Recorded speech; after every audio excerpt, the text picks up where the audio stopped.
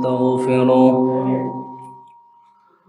ونؤمن به ونتوكل عليه ونعوذ بالله من شرور أنفسنا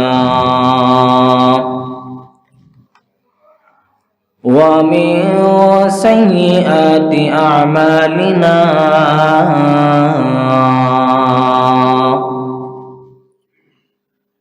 من يهده الله فلا مضل له ومن يضلله فلا هادي له ونشهد أن لا إله إلا الله وحده لا شريك له ونشهد أن سيدنا وسندنا وحبيبنا وحبيب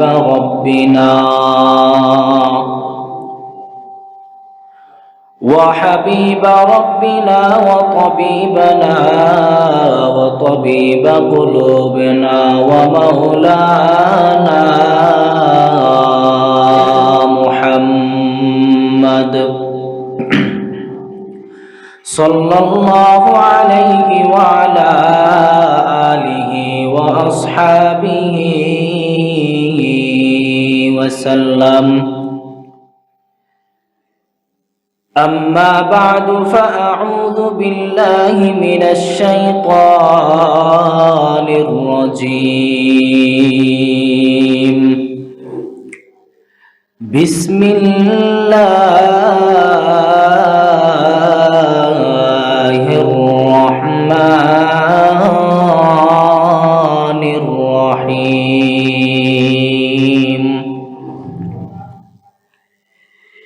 يا أيها الذين آمنوا توبوا إلى الله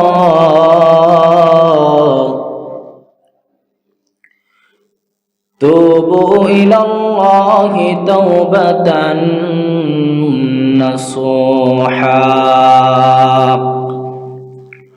عسى ربكم أن يكفر عنكم سيئاتكم ويدخلكم جنات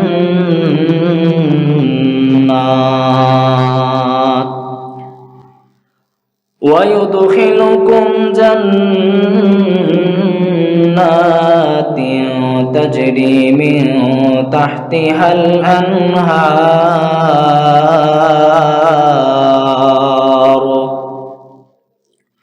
يوم لا يخزي الله النبي والذين آمنوا معه نورهم يسعى بين أيديهم وبأيمانهم يقولون ربنا أتمم لنا نورنا واغفر لنا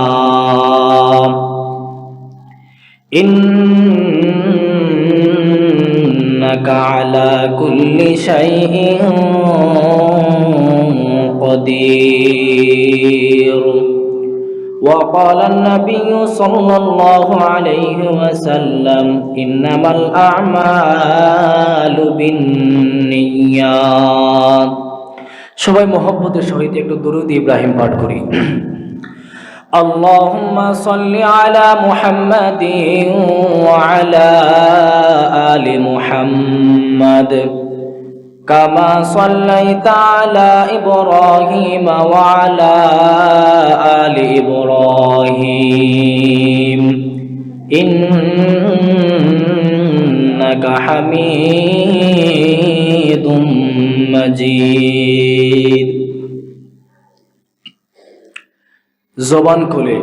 জবান খুলে জুড়ে সুরে আল্লাহর ঘর মসজিদে দরুদ শরীফ জুড়ে জুড়ে পড়ি আল্লাহুম্মা বারিক আলা মুহাম্মাদিন ওয়া আলা আলি মুহাম্মাদ كما باركت على إبراهيم وعلى آل إبراهيم إنك حميد مجيد कौनैन का मुख्तार खुदा तुमको बनाया,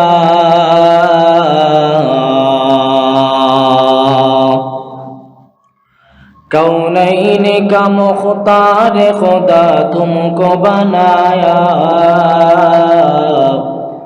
उम्मत की निगाहबान खुदा तुमको बनाया,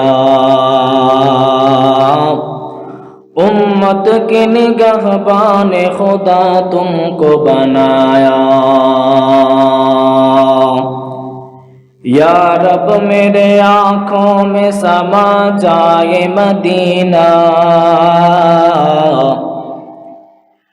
या रब मेरे आँखों में समा जाए मदीना, मुद्दत से मेरे दिल में तमन्ना है मदीना, मुद्दत से मेरे दिल में तमन्ना है मदीना।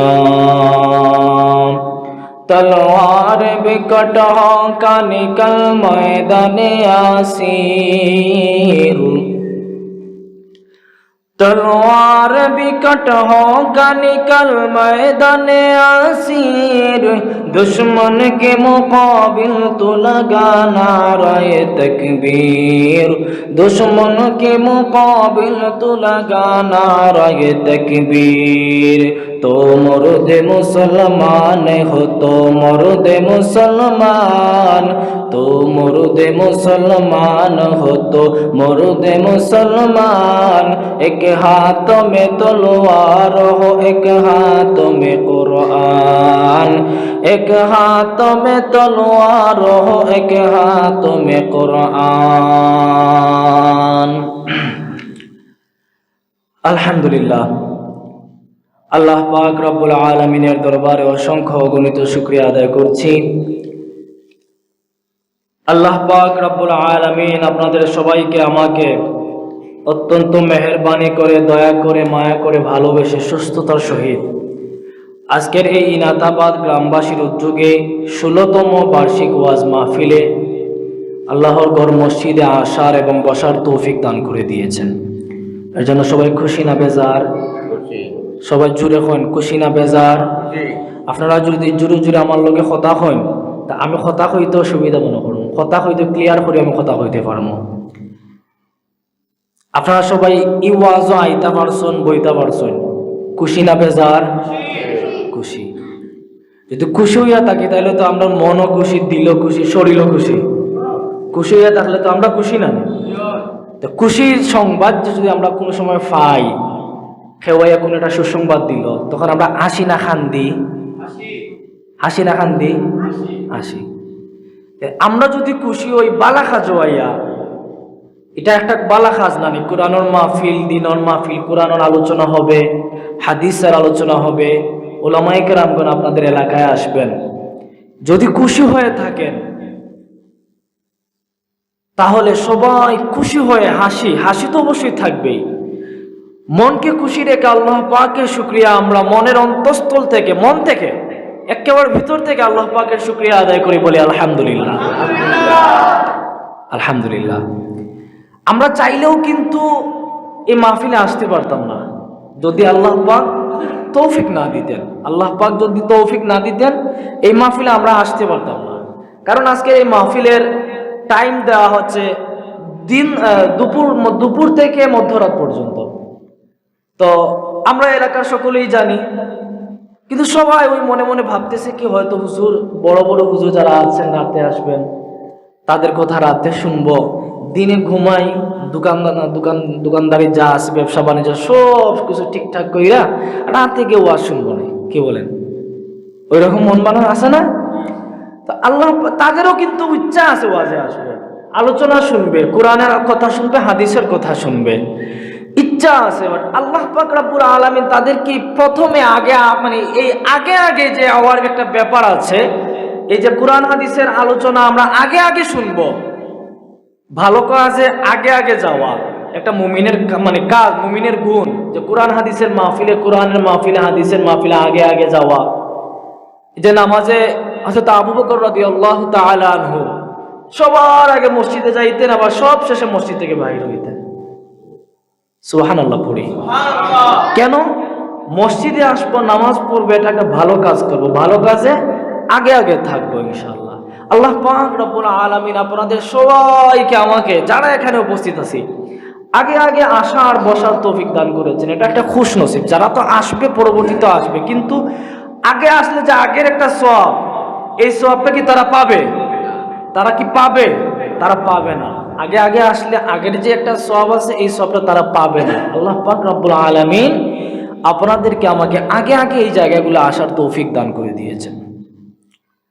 আল্লাহ পাক রব্বুল আলামিন কোরআনের মধ্যে বলেন, আমার যদি কোনো ব্যক্তি, আমার কোনো বান্দা হোক, কোনো বান্দি হোক, সে যদি আমার নিয়ামত পায়, অর্থাৎ ভালো কাজের কোনো একটা তৌফিক দিলাম, আমি তারে ভালো একটা কাজ দিলাম, তারে হাত দিলাম, এটা একটা নিয়ামত।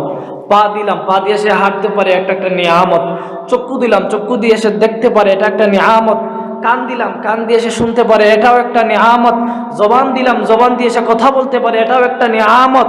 তার শরীর দিলাম, পুরো শরীর দিয়ে দিলাম, সে সম্পূর্ণরূপে একজন মানুষ, এটা হচ্ছে সবচেয়ে বড় একটা নিয়ামত। আপনাদের মধ্যে, আমাদের মধ্যে অনেক লোক আছে না, কান আছে মাগার কথা শুনতে পায় না, আসেনি?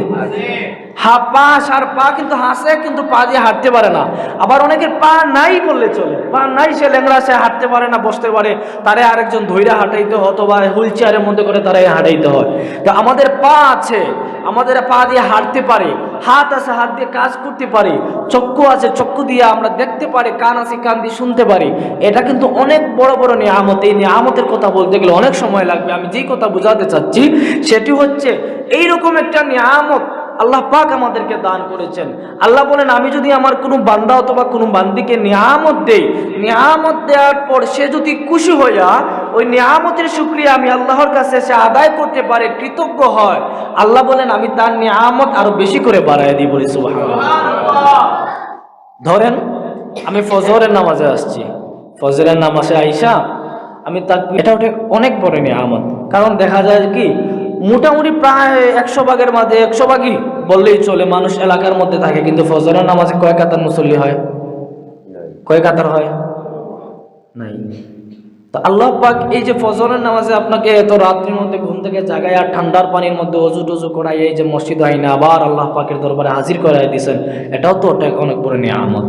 তো আল্লাহ বলেন কি, এই ফজরের নামাজ যখন তুমি এত কষ্ট করে আইসা পড়ছো, ফজরের নামাজ পড়ার পর যদি এই শুকরিয়াটা আদায় করো, আল্লাহ এত এত মানুষের মধ্য থেকে আমাকে পছন্দ করেছেন, আপনি আমাকে পছন্দ করার পর অনেক মানুষের থেকে আমাকে এখানে আইনা ফজরের নামাজে এত দাঁড় করাইছো, আল্লাহ এই শুকরিয়া আমি আপনার কাছে আদায় করি, আলহামদুলিল্লাহ। আর এই ফজরের নামাজ যদি আমি সঠিকভাবে আদায় করার পর আল্লাহর কাছে কৃতজ্ঞতা প্রকাশ করি, শুকরিয়া আদায় করি, আল্লাহ বলেন জোহরের নামাজ তোমার জন্য আরো সহজ করে দিব। সুবহানাল্লাহ। এ হচ্ছে নিয়ামত, নিয়ামতের শুকরিয়া আদায় করা। তো যাই হোক, আল্লাহ পাক রব্বুল আলামিন আমাদেরকে নিয়ামত দান করেছেন, নিয়ামতের শুকরিয়া আদায় করতে পেরেছি। আল্লাহ পাক যেন আমাদের নিয়ামতকে আরো বেশি বেশি করে বাড়ায় দেন, বলে আমিন। আর যারা নিয়ামত পাবো, নিয়ামত পাইয়া যদি মনে করছে আমি অনেক টাকা পয়সার মালিক, এটা তো আমার মেহনত দিয়ে আমি টাকা পয়সা অর্জন করছি, এটা আমার ক্ষমতা দিয়ে আমি টাকা পয়সা অর্জন করছি, হ্যাঁ আমি শ্রম দিছি, আমি অনেক মেহনত করছি। আরো তো মানুষ আছে সারা দিন রিক্সা ড্রাইভারি করতেছে, আরো তো অনেক মানুষ আছে সারা দিন মাথার গাম চড়াইতেছে, সেও তো টাকার মালিক হতে পারে না। আপনি যত টাকার মালিক হয়েছেন, এটা কি আপনি টাকার মালিক হয়েছেন না আল্লাহ বানায় দিছেন? এটা একটা নিয়ামত না? এখন যদি সেটা ক্রেডিট আল্লাহকে না দিয়ে আপনার নিজের ক্রেডিট নেন, আল্লাহ বলেন তোরা দমল নিয়ে নেব। 15 বছর 16 বছর একটা ফ্যাসিস্ট ছিল, আল্লাহ ভরপুর নিয়ামত দিয়েছেন। ফেরাউনকেও আল্লাহ ক্ষমতা দিয়েছিলেন, নমরুদকেও আল্লাহ ক্ষমতা দিয়েছিলেন, দেশের প্রেসিডেন্ট বানায়া দিয়েছিলেন, সরকার বানায়া দিয়েছিলেন। কি 5 বছর থাকছে, 10 বছর থাকছে, 10 যুগের পর যুগ থাকছে, যুগের পর যুগ থাইকাও কি হয়েছে? ক্ষমতা ধরে রাখতে পারছে? কারণ কি মনে করতেছে আমার টাকা আছে, পয়সা আছে, ক্ষমতা আছে, আমার যা মন চায় আমি তা করব। আল্লাহ বলেন আমি ধরি না, ধরলে ফেরাউন নমরুদের মতো ছাড়ি না। এর জন্য নিয়ামত কার পক্ষ থেকে দেওয়া? কার পক্ষ থেকে দেওয়া? আল্লাহ পাকের পক্ষ থেকে দেওয়া। দোয়া। এর জন্য বেশি বেশি করে আমরা শুকরিয়া আদায় করতে পারবো। প্রিয় উপস্থিতি, আমি আপনাদের সামনে একখানা আয়াত তেলাওয়াত করেছি।